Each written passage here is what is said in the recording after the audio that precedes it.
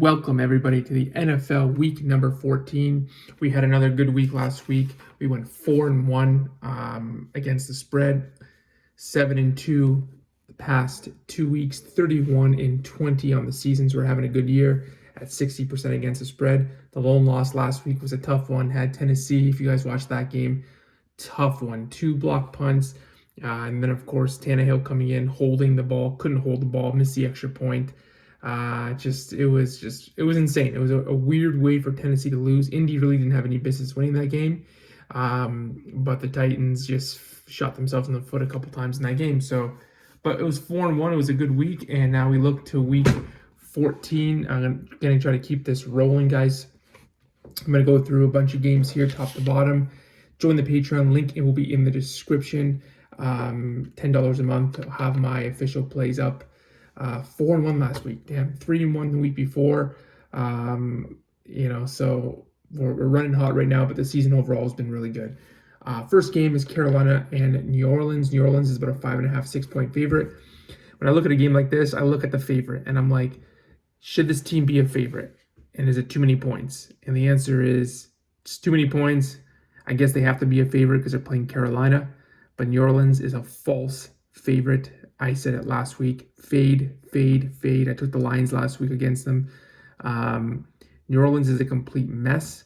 I don't like the quotes coming out of that locker room because really there's no quotes. It just seems like it's frustration top to bottom with Derek Carr. What a bust of a signing that was. 4-year, $150 million. Complete ass.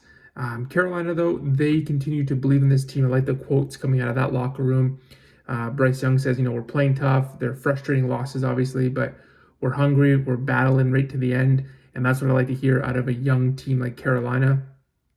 I took Carolina last week at plus 5.5 against Tampa on the road, and they covered. And I'll take them this week plus 5.5 against New Orleans as well. So I wouldn't be surprised if Carolina won this game, but New Orleans should not be laying around 6 points to anybody. They have, I think, won one game at home this year, straight up, I think. But they haven't covered. They're 0-5 ATS at home. So, yeah, taking Carolina. Detroit, Chicago. This one, was the weirdest line of the week. Detroit -3. They opened. Public money's on Detroit. Obviously, this is one of the biggest public plays of the week. So I'm going to stay away from this one. This one's fishy. Detroit obviously can win this game by margin, but I don't know. The weather might be a little bit windy, rainy. Detroit's, Jared Goff's first true road game this year in terms of weather-wise. Kind of a fishy game. I wouldn't be surprised if Chicago pulled out the win. These teams just played a few weeks ago. It was a close game. Detroit pulled it out. But this is a stay-away game. Looks a little trappy to me.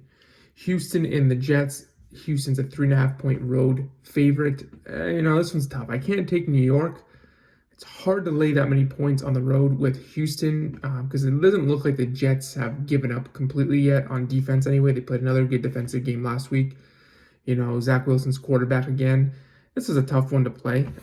If you're playing it, you're probably going to have to lay it with Houston. But, it's definitely a tough game, and Texans are a public road favorite like Detroit this week.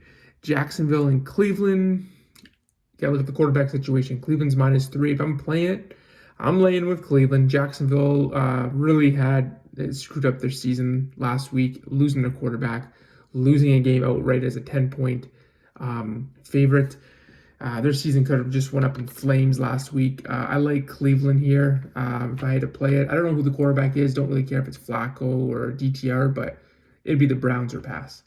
Rams in Baltimore, 7.5-point home favorite for the Ravens. This is a tough game. The Rams have been playing well, but the Rams also haven't played tough opponents in their 3-game win streak. They've beaten Seattle, Arizona, Cleveland with Joe Flacco.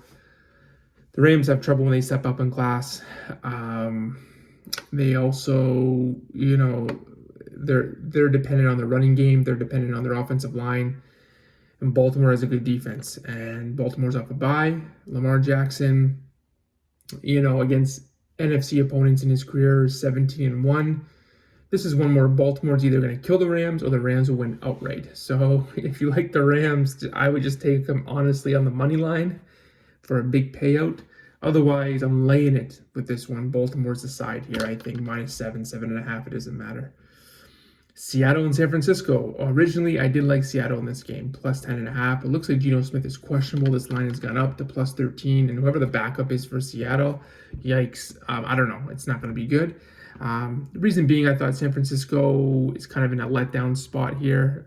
Their biggest game, obviously, was last week. We were all over San Francisco against Philadelphia. That was kind of like their Super Bowl for the season, rematch from last year, revenge game. Now they come back home. It's a division game, but these guys just played a few weeks ago.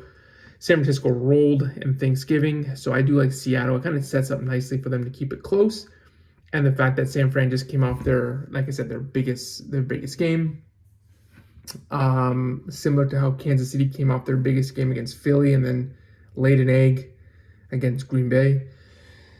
But I can't take Seattle with the backup. If Geno Smith was in, +10.5. Otherwise, it's a pass. Buffalo and Kansas City, one of the two biggest matchups of the week. This is a tough game. It probably is going to come down to whoever has the ball last, like it always is between these two teams. It always seems like Kansas City comes out on top. Buffalo should have beat them in the past.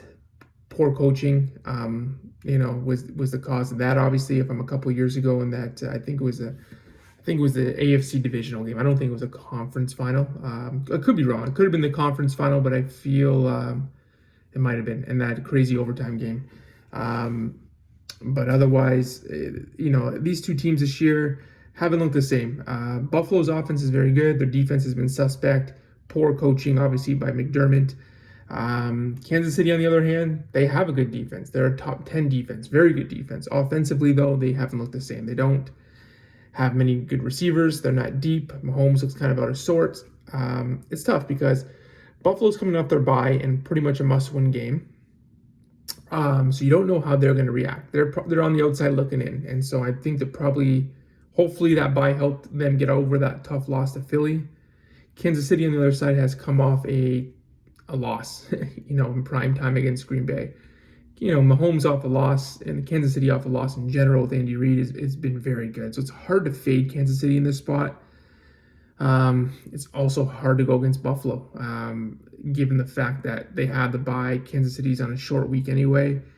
Scheduling spot's better for Buffalo, but Kansas City, if they had won last week, I'd probably take Buffalo.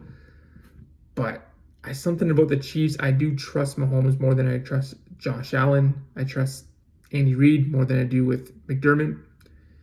Buffalo's got the better offense, no question about it. Kansas City has a better defense. This game's going to be close. Could go either way. I would lean to the Chiefs, though. You can pretty much take them at money line at this point. Denver's playing the Chargers this week. Talked about some public money. Public's on Detroit. Public is on Houston. Public is on Denver. And Denver's a dog. They're a public dog this week. I would be careful with the Broncos. If I'm playing, I'm taking the Chargers. So always be wary of the public dogs, and that's the big one for the week, is the Broncos.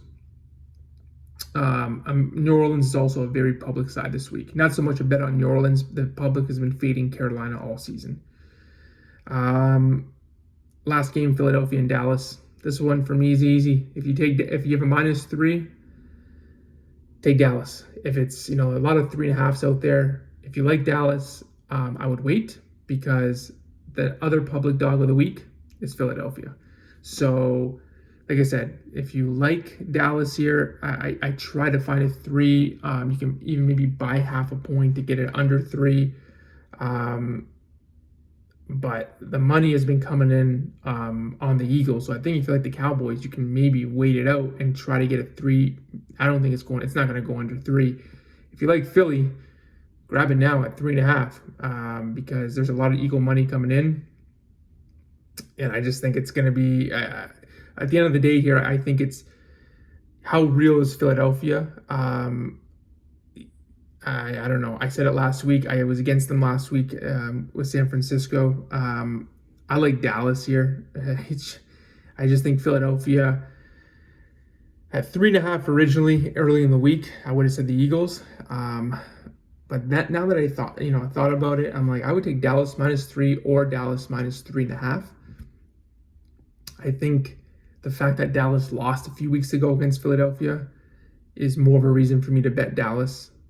Philadelphia coming off finishing up a really tough stretch of games, obviously, that they were very successful in, finally lost last week. Maybe people say it's a rebound game, but I think Dallas honestly can put up 40 points in this game. I like the Cowboys. So like I said, shop around for this one. This one's one of the big games that's falling. Like the Kansas City Buffalo game's not going to fall on a key number. Philly and Dallas will. Like I said, the only thing I can tell you in this game is Philly is the public dog of the week. So take that for what it's worth. I like Dallas.